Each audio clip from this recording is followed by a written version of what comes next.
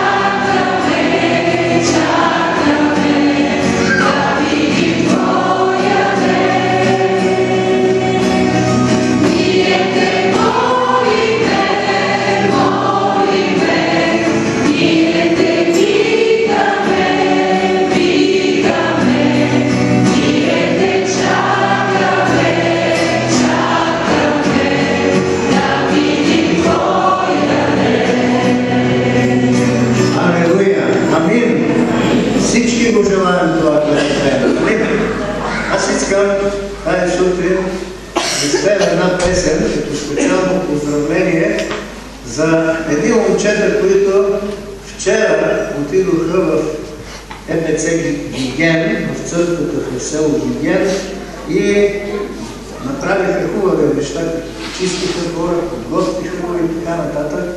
Имаше много работа да се свърши и тя свършиха. Те се страхуваха, че ще завали дъжд, обаче казаха, няма да вали дъжд през деня. Отивайки да работете и чак когато се прибраха в къщи, дойде и дъжда. Така че тази вечер ще е едно специално поздравление към нашите братя и сестра Янушка, които вчера работиха в имота, в църквата, в селото Имота. Бог е мой приятел.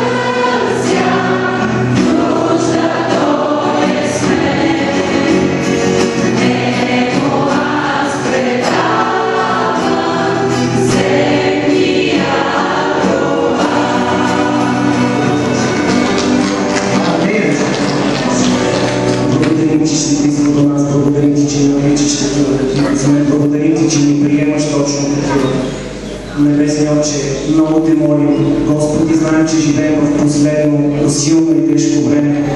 Боже, приготви сърцата ни, Боже, укрепи и възрасти вярата на всеки един от нас. Дай ни сили, Господи Боже, да бъдем верни, Боже, да следваме пътя, който Ти си начертал за всеки един от нас и да бъдем добри свидетели. Ние се нуждаем от Твоята светлина, ние се нуждаем от Твоята помощ.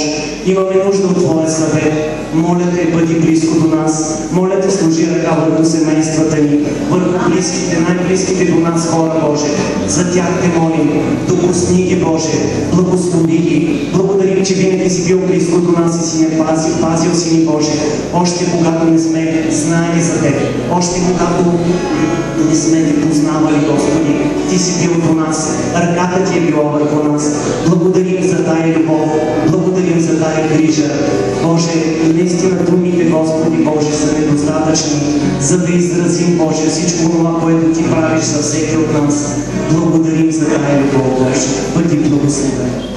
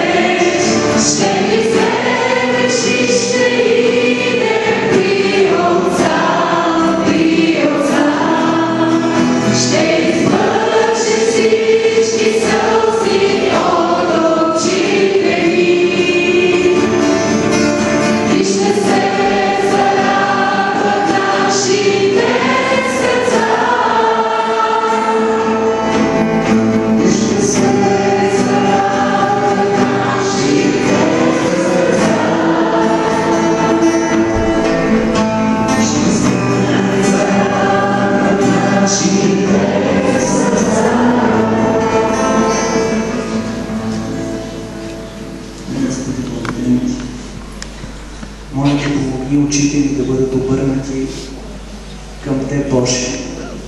Моля Те, помогни ни и научи ни да отделяме, Боже, онова, което е добро, онова, което служи за мирът ни, онова, което е вечно и съществено от всичко останало. В името на Исуса Христа Те молим, Боже, да ни дадеш очи, които да виждат, да ни дадеш сърца, които да Те разбират и да Те познават. Молим Те в името на Исуса сега, Боже, да изпратиш Словото Си към нас. Молим Те да приготвиш сърцата ни. Нека Твоя Дух да се докосва и да изцелява сърцата. И не само сърцата, но и телата. И всеки, който е тук на това място, Боже, нека Твоето Слово го изцели. Нека Твоето Слово да дойде, да насърчи, да утеши в името на Исус. Молиме Те, Небесни Отче, да благословиш и брат Младен. Господи, голям е товара, който е върху него. И ако не си Ти, Боже, да сложиш ръка, Господи Боже, на празно е трудът. Молим се да го благословиш него, семейството и дома. Боже, нека Твоята милост да покрие целия дом, Боже, и деца и внуци в името на Исус. Молим Те, Господи Боже, да му дадеш пълна вяра. Молим Те да му дадеш мъдрост, мъдростта, която запазваш за уния, които са Твои, Боже, за да изявява Твоята воля, така както подобава. Благослови го, Боже, пъти до него, пази го, Боже, говори на сърцето му, Боже. Води го по пътя, който Ти си определил. Благодарим Ти, Боже. Нека да бъде Твоята воля, ние знаем, че тя е за най-добро. Твоята воля е за добро, не за зло. Твоите мисли са за нас мисли за бъдеще и надежда. Благодарим Ти.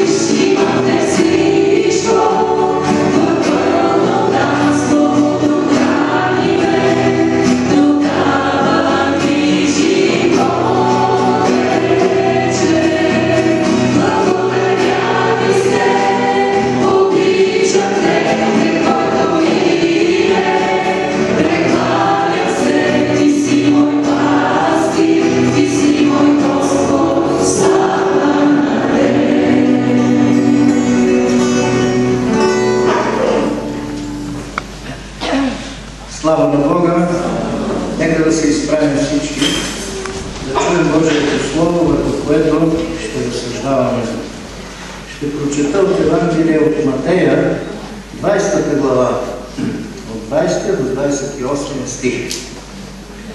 Матея, 20 глава, от 20 до 28 стих. Тогава майката на заведените синове се приближи при него заедно с синовете си, да му се кланяше и искаше нещо от него. А той рече: какво искаш? Казва му: заповядай тия мои два сина да седнат един от дясно ти, а един от ляво ти в Твоето царство. А Исус в отговор рече: не знаете какво искате. Можете ли да пиете чашата, която аз имам да пия? И да се кръстите с кръщението, с което аз се кръщавам? Казват му: можем. Той им рече: моята чаша наистина ще пиете. И с кръщението, с което аз се кръщавам, ще се кръстите. Но да седнете отдясно ми и отляво ми не е мое да дам, а ще се даде на уния, за които е било приготвено от отца ми. И десетимата, като чуха това, възнегодуваха против двамата братя. Но Исус ги повика и рече: вие знаете, че управителите на народите господаруват над тях и големците им властват над тях. Но между вас не ще бъде така. Но който иска да стане големец между вас, ще ви бъде служител. И който иска да бъде пръв между вас, ще ви бъде слуга. Също, както и човешкият син не дойде да му служат, но да служи и да даде живота си откуп за мнозина. Амин. Боже, в този сутрешен час, нека помазанието на Твоя Дух, молим Те, да почива върху нас, за да можем да разберем Словото Ти, да го приемем, да оживее вътре в нас, да извършим това, за което го изпращаш. Боже, благослови ни и говори ни. Нека ние да бъдем слушатели, които внимателно слушат и приемат с вяра. В името на Исуса. Амин. Нека да седнем всички.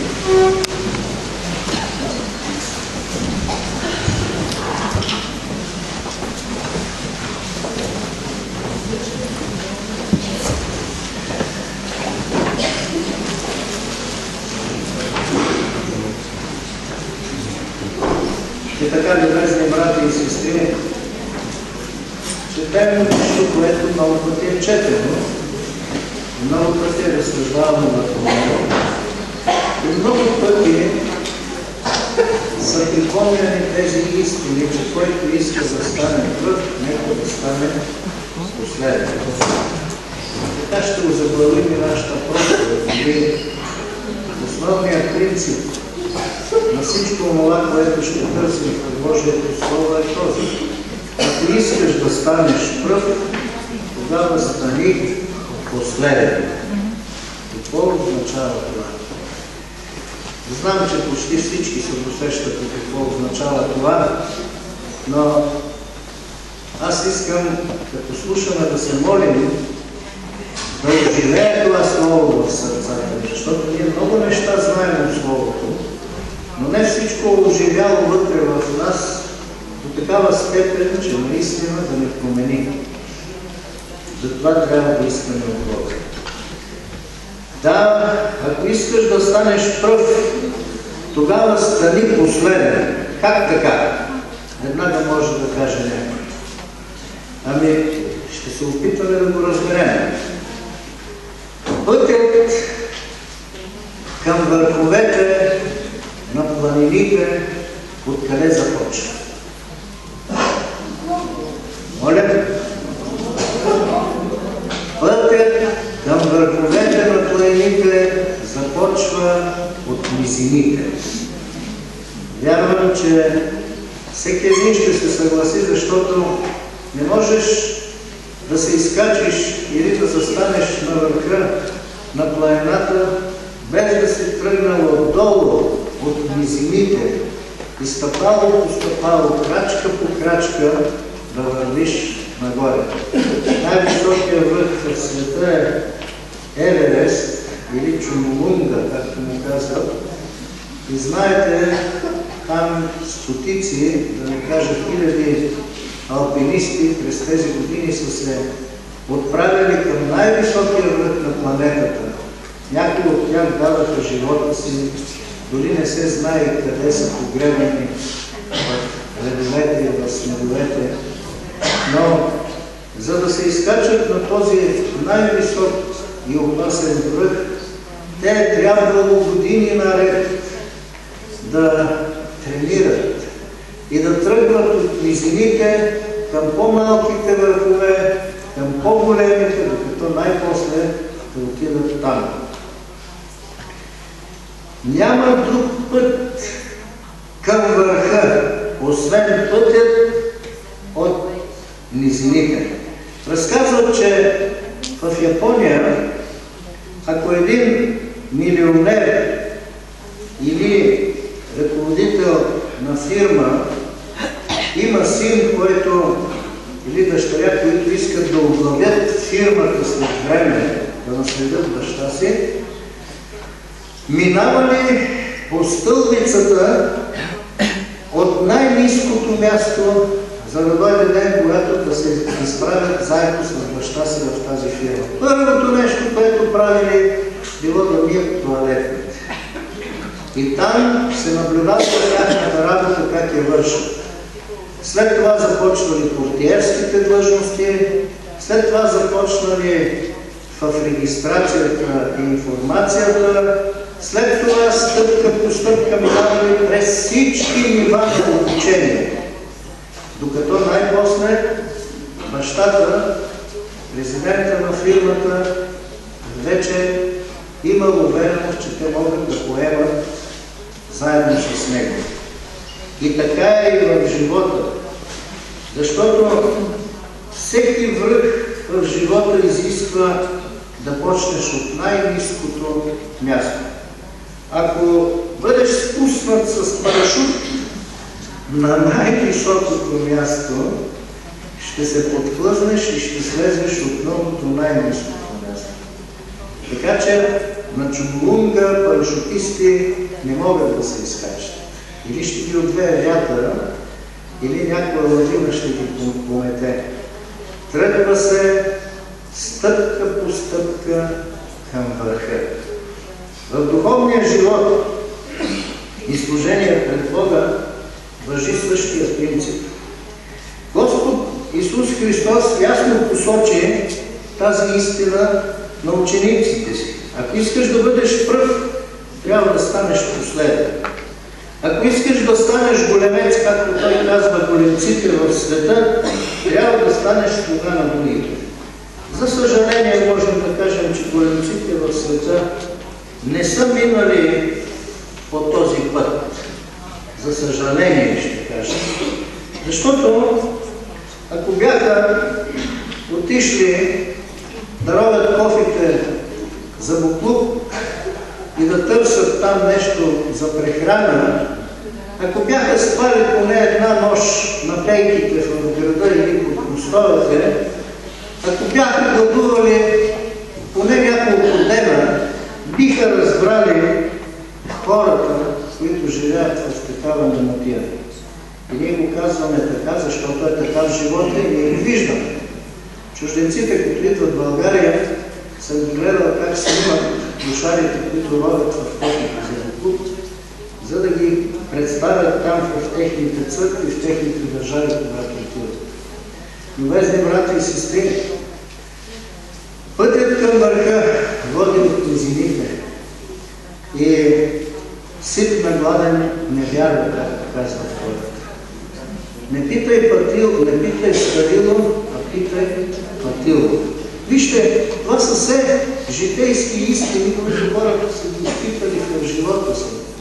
И всички ние разбираме пределно ясно, че има едно време на подготовка, на обучение, което трябва да се изживее, трябва да се мине през него по този път, за да дойде момента, когато ще можеш с увереност да вземеш мястото, към което се стремиш.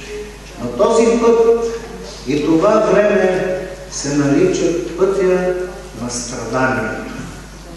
То съвсем не е приятно. Пътят на страданието. Големите спортисти, които завоюват световни титли, олимпийски титли и така нататък, години наред проливат пот, ще кажа и кръв, докато достигнат онази степен на подготовка, за да могат да претендират за първото място. Ето, този случай се разиграва, или тази библейска история се случва преди Исус да влезе в Йерусалим за денят на Цветница. Те пътуват към Йерусалим. И всички разбират, че нещо ще се случи. Още не са накъсали цветя и палмови клонки, за да постелят пътя пред Исуса, но определено вижда, той 3 пъти вече ги предупреждава, че човешкият син ще бъде предаден, ще го арестуват главните свещеници и фарисеите ще го предадат на езичниците, за да бъде разпънат. И в третия ден ще възкръсне. И никой от тях не може да разбере и не му идва на ум, че действително това ще стане. Те, като че не слушат някаква притча, която не се отнася за него. Но всички умът е насочен към нещо, което предстои. Той ще отиде в Йерусалим. Той е Месията. Нали? Петър каза: ти си Месията, синът на живия Бог. Блажен си, Петър, защото плът и кръв не са ти го открили на Отец ми, който е на небесата. А ние какво ще стане с нас? Ние оставихме домовете си, оставихме семействата си, жените, децата. Какво ще получим ние в замяна на това? Какво егоистично желание? Какво ще ни се плати за това, че ние сме тръгнали след Тебе, Учителя? О, ако можеха тогава да разберат какво им предстои. Но те като земни човеци, като плътски човеци, продължаваха по същия начин да разсъждават. Те не можеха да разберат, че там Исус в Йерусалим няма да седне на Давидовия престол, а ще бъде предаден на главните свещеници от един от неговите ученици, Юда Искариотски, и ще го осъдят, ще го бият, ще го разпънат и ще умре на кръста. Не можеха да разберат, че той ще измине пътя на страданието, за да стане изкупителна жертва за грях и да спаси човечеството. Не можеха да разберат какво ще да е това възкресение от мъртвите и че когато възкръсне от мъртвите, той ще тържествува като победител. Не можеха да разберат, че преди да стане това възкресение, преди да възтържествува като победител, той ще слезе до низините на смъртта, ще слезе до ада. И там в ада ще проповядва на духовете, които едно време са били непокорни. За съжаление, пак казваме, учениците не можаха да разберат това, което той им казва. Те мислеха за земните облаги и за земната слава.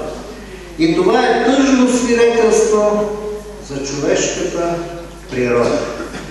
Те да можеха нашите управници да мислят за небесната слава, да мислят за това, което ще стои в вечността. Всички те мислят за земната слава, за земните богатства и не само управниците, но огромното мнозинство от хората са съсредоточили погледа си в битката за насъщния хляб и за ежедневното оцеляване. Да, годините, в които живеем, са трудни, наистина много трудни. И въпреки това, в тези трудности, нашият поглед трябва да бъде съсредоточен в Господа Исуса Христа. Трябва да мислим за горното, за небесното, а не толкова за земното долу. Както е казано, че сегашните временни страдания не заслужават да се сравнят с онова, което ни очаква в вечността. И нека пак да кажем, любезни брати и сестри, пътят към върховете е път на страданието. Не е път на удоволствието, не е път на един лек и безгрижен живот. Той е път на страданието. На някого може да му звучи много неприветливо и неприятно една такава констатация. Защо повярвах и защо тръгнах в този път, след като трябва да измина този път и той е ясно очертан като път на страданието. Сам Христос казва, той е стръмен. Пътят е стръмен и труден. Много бодли, много каменаци, много препятствия, много падане, много охкане, много сълзи и кръв ще има, докато се измине този път. Но този път завършва в върховете на Божията слава. Да, има една много силна духовна истина, защото вече говорим като духовни хора, няма да се занимаваме с света, която казва, че няма корона без трънен венец. Затова го поставихме този трънен венец. Апостол Павел казва, че неговият път вече свършва тук на земята. Свършва е попрището. От сега нататък, казва, за мене се пази и венецът, т.е. короната на живота. А тя ще бъде украсена с най-красиви скъпоценни камъни, които Бог ще постави според това, как всеки един от нас е служил на Него и какви са били нашите подбуди в това служение. И когато казва за тази корона, за венецът на живота, той казва, че това ще бъде не само за мене, за всички вас, които сте възлюбили явлението на нашия Господ. Но истината е тази: няма корона в небето, няма корона на славата, без да носиш трънения венец тук на земята. Този трънен венец може да бъде от най-различно естество. Един може да бъде от болест, при друг може да бъде от гонение, при друг може да бъде от някакви други неприятности, които ще го тормозят непрекъснато. Не се отчаивай. Каквото и да дойде в този свят, какъвто и трънен венец да те нахлузят на главата, не се отчаивай. Радвай се, че в страданието ще имаш общение с Господа Исуса Христа. Както Той страда, така и ние ще страдаме. Няма корона без трънен венец. Няма спасение без кръста Христов. Да, няма друг Спасител на този свят, както в миналото, така и днес, така и за бъдеще. И Неговият кръст е кръст, който ние трябва да понесем в живота си. Който не дигне кръста си и не ме следва, не е достоен за мен. Ако иска някой да ме следва, дигни кръста си и тръгни след мен. Да, кръста на живота. Подобно на Него, ние ще бъдем разпънати на този кръст за плътските страсти, за световните наслади, за греховните примамки на този свят. Защото който иска да спечели живота си, нека да умре към всичко това. А който иска да се удоволства в световните страсти, наслади и така нататък, той ще изгуби живота си. Няма спасение без кръста на Христа. Няма трон без жертвен олтар. Нали се казва, че когато отидем на небето, ще седнем заедно с Исуса отдясно на славата. Всеки един от нас. Той ще ни прегърне като Негови синове и дъщери. Той ще извърши сълзите от очите ни, сълзите от сърцата ни.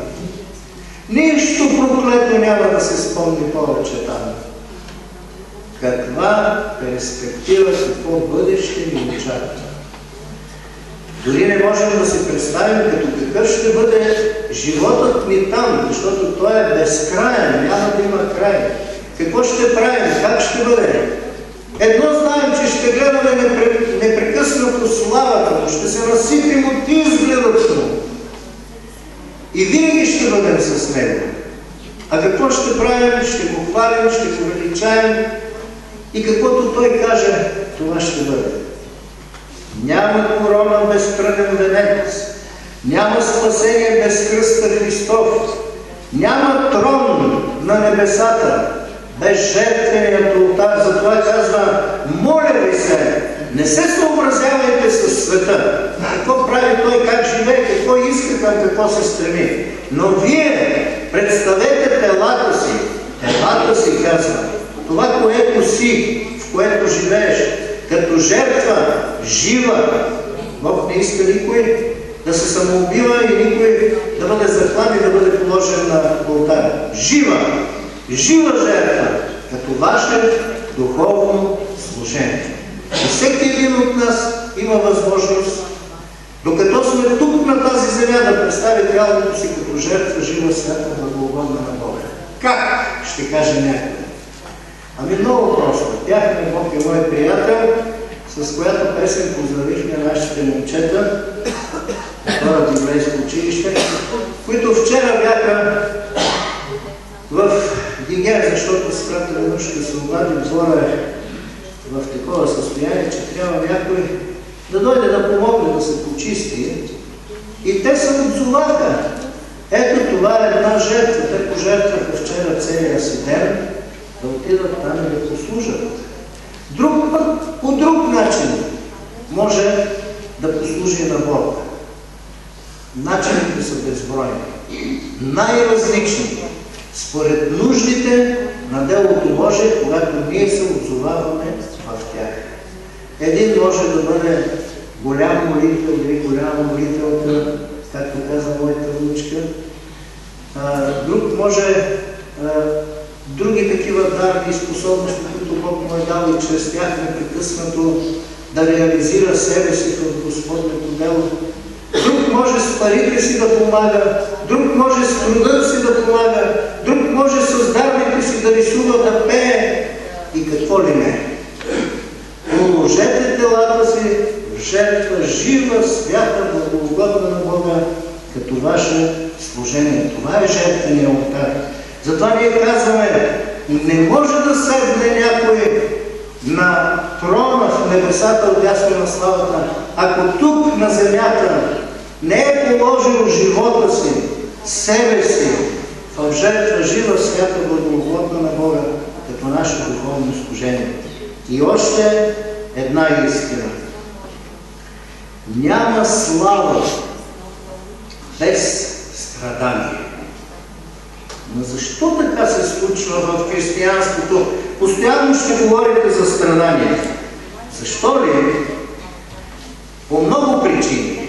Една от причините е, че живеем в един свят, чието княз е Сатана. А той непрекъснато ще ти поставя най-различни препънки, капани и ще те цели от всички страни с някоя стрела да те удари.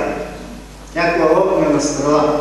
Огорчение, страдание, неудачи, проблеми и така нататък в живота. Няма слава без страдание. Преминаваме през долината на мрачната сянка. Този живот тук на тази земя много точно обрисуван. В долината на мрачната сянка днес ние живеем. Ние бяхме, аз гледах текстовете и пеехме за славата на Господа, за страданието.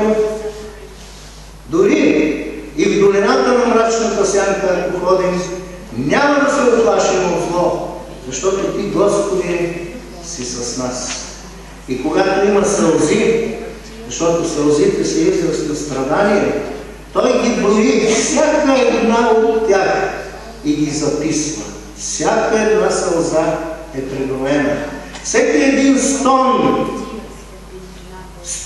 просто без дума, стон, който се изтръгва от сърцето, въздишка на мъка, на болка, всичко това Той го чува. Всичко това Той обръща най-голямо внимание. Така че, дори да страдаме, ние не сме забравени, не сме изоставени, не сме пренебрегнати или, както казват, поставени на съдбата, да ги влачи течението на света. Не. Той е винаги с нас.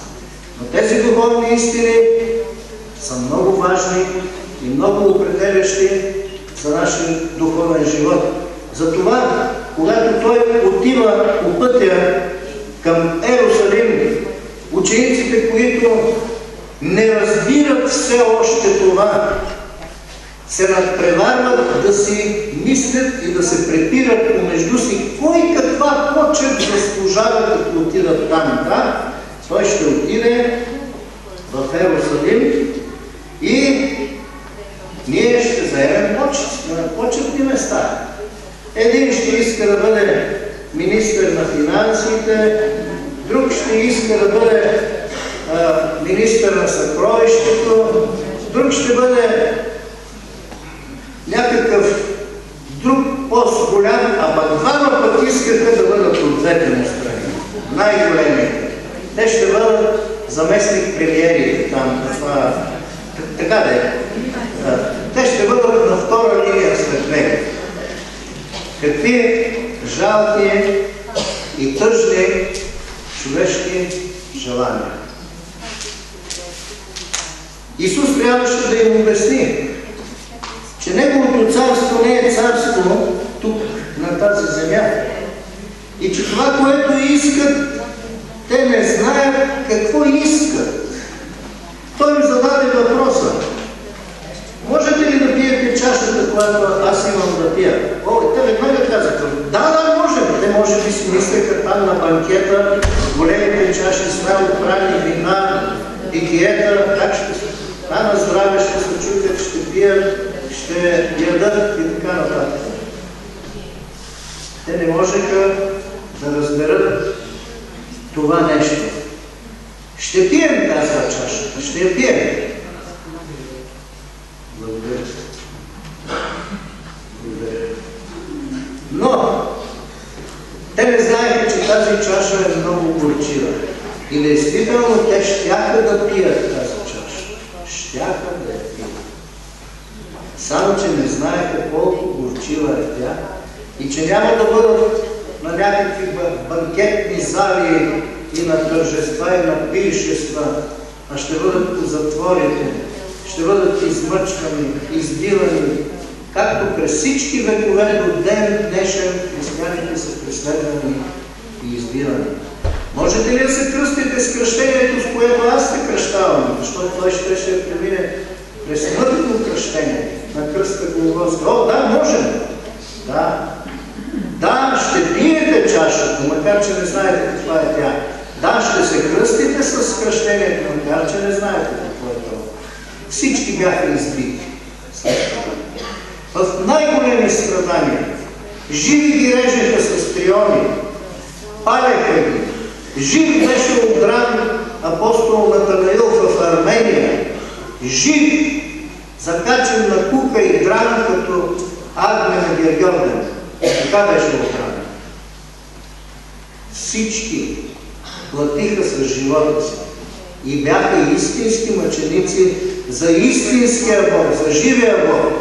Не като тези мъченици, за които говорят сега по телевизията и хората изпаща ужас и страх от тях, препасани са през кръста с колани, с тротил и с детонатори и отиват където има хора да ги взривяват, за да избиват хората, като си мислят, че сега като убия аз толкова и толкова неверници, горе на небето 70 девици ма чакат, играят ключеците около мене полуголи, къпат са в басейна, аз ще пуша там с ледилето, ще ям метки и фастъци орехи и за вечни времена шапка на тояга. Виж какво спасение Аллах е приготвил за мен. Няма такова спасение. Няма такъв Бог. Това е лъжа. Това е измама, жестока измама, на която робуват милиони и милиарди човеци днес.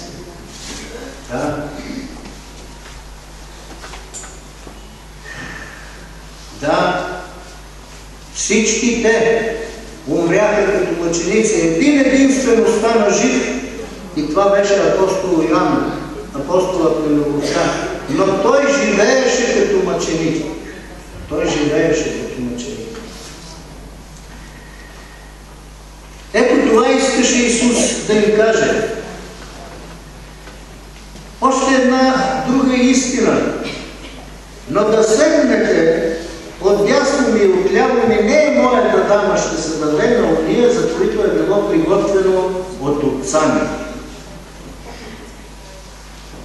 Да, в Царството Христово величието ще бъде дадено на онези и славата, които са били служители като най-последните на този свят.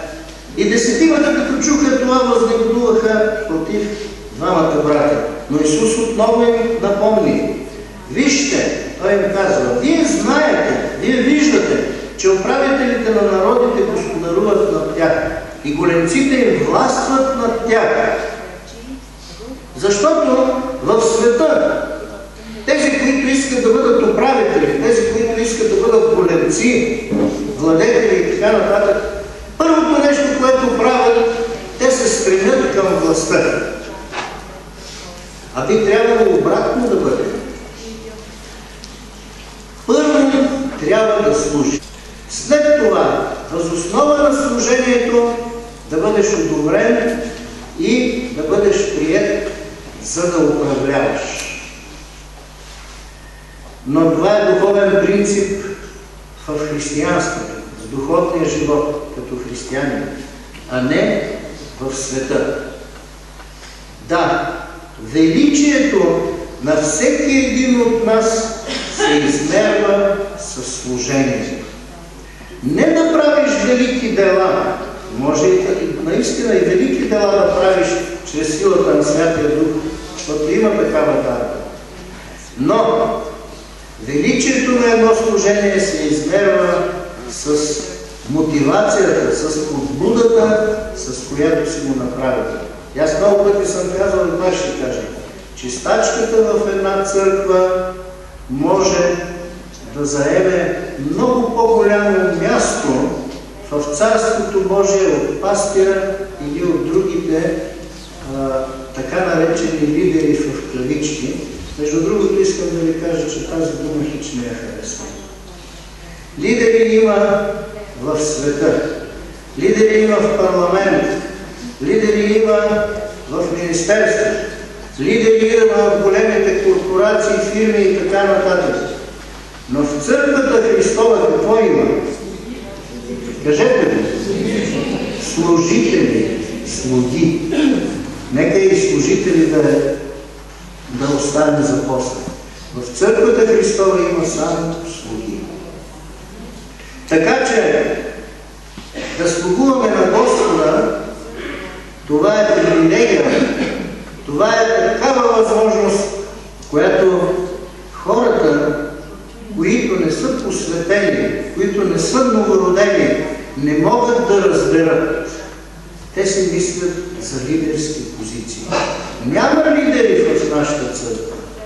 В нашата църква има слуги и искам да има и за бъдеще слуги и само слуги на Господа.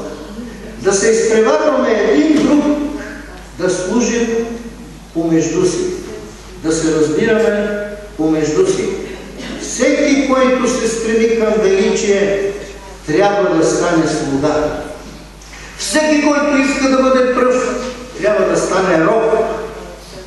Да слугуваш на другите, да заемеш последното място с любов и в пълно смирение и послушание. Да обичаш, когато не те обичат, да разбираш хората, когато те не те разбират, да помагаш на нуждаещите се, когато никой не иска да ти помогне, да прощаваш, когато не искат да ти прощават, да отвръщаш с добро, когато ти отвръщат с зло. Погледнете каква огромна разлика е между света и между църквата Христова. Нека да ви прочета нещо, вие го знаете. Но аз ще го прочета, да си го припомним всички заедно. Блажени нищите по дух, защото е тяхно небесното царство. Кой ще влезе в небесното царство? Онзи, в чието сърце няма гордост, щеславие, честолюбие, омраза, злоба, злотворство и така нататък. Блажени нищите по дух. Тези, които са смирени, тези, които са слуги. Блажени скърбещите, защото те ще се отрешат. За какво скърбим ние? За чакпота, за земни придобивки. Блажени сте, ако гладувате и жадувате за правдата, ако скърбите за истината, ако скърбите за доброто, за Господа. Блажени сте, скърбещите, защото ще се утешите. Блажени кротките, защото те ще наследят земята. Земята няма да бъде управлявана през 1000-годишното царство от разбойници, от бандити и от крадци и мародери. Ще бъде управлявана от Господа и от Неговата църква. Блажени, които гладуват и жадуват за правдата, защото те ще се наситят. ще се наситим с правда. Навсякъде. Земята ще се изпълни с познанието за Господа. Ще възтържествува правдата с желязна тояга. Господ ще управлява този свят и племената. Блажени милостивите, защото на тях ще се показва милост. Идете и научете се какво значи тази дума милост искам, а не жертва. Изобщо няма да говорим за света. Говори се за нас, за църква. За да не бъдем като света, нека да се научим да показваме милост един към друг. Милостта е незаслужена, брати и сестри. Нека да не мислим, че аз ще му покажа милост, ако заслужава, но той не заслужава и аз няма да му покажа милост. Не. Аз ще му простя, ако заслужава, но понеже той не заслужава, няма да му простя. Моля ви се. Не така. Кой от нас заслужава милост? Кой от нас е заслужил прошката на Бога? Кой от нас може да се удари в гърдите и да каже аз заслужавам? Нищо не заслужаваш, нито ти, нито аз. Единствено и само милост, любов Божия и прошка Божия за онези, които се обръщат към Него. Тогава защо не ги показваме тези неща помежду си? Ще има много предизвикателства в нашето служение. Много предизвикателства. Как ще реагираме на тези предизвикателства като светските хора? Почнем да се караме, да се гледаме като накриво или ще правим така се едно, че сме някакви врагове помежду си. Да нали сме брати и сестри? Нали наш небесен Отец е този, който ни е създал и излюкал действително съществуване. Какъв е живота в църквата? Живота в църквата е изпълнен с грижа един за друг, защото сме брати и сестри. Каква е тази църква? Тази църква, аз няма да влеза в нея. Тая църква е... Какво?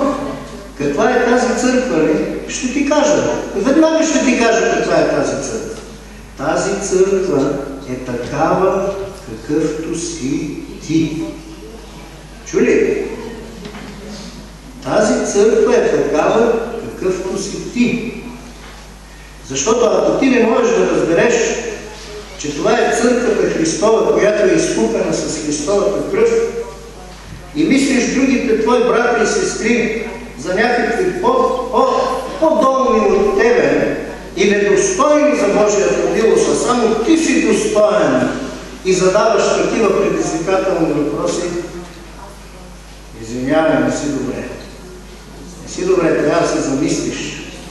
Защото да можеш да обичаш, когато не те обичат, да можеш да прощаваш, когато не ти прощават, да можеш да разбираш ситуацията и да постъпваш като истински християнин, като Божия син и Божия дъщеря, за това се иска пълно смирение. Който иска да стане пръв, който иска да заеме място като водач на служение, трябва да стане на всички други слуга. Лидери в нашата църква няма и няма да има. В нашата църква ще има само слуги Господни, с страх и трепет, с мир, с любов, с братолюбие и сестролюбие. Ето, само такива могат да вървят напред и да водят други след себе си. Блажени чистите по сърце, защото те ще видят Бога. Чистите по сърце. Сърцата ни трябва да бъдат чисти. Почистиме, измиеме и ще бъдат по-чисти. Така се молеше Давид на Господа, когато се греши. Грешки ще има, падения ще има, за съжаление. Но ние ще подаваме ръка на всеки един, който е паднал, на всеки един, който се намира в беда, за да се изправи на духовните си нозе и да продължи напред. И ние сме го показвали и го показваме и сега. Бяхме обвинявани, че дълго време не сме вземали мерки, понеже в църквата се появил такъв и такъв проблем от морално естество. Напротив, година и нещо разговаряхме, борехме се, правихме всичко възможно да се възстановят семейства.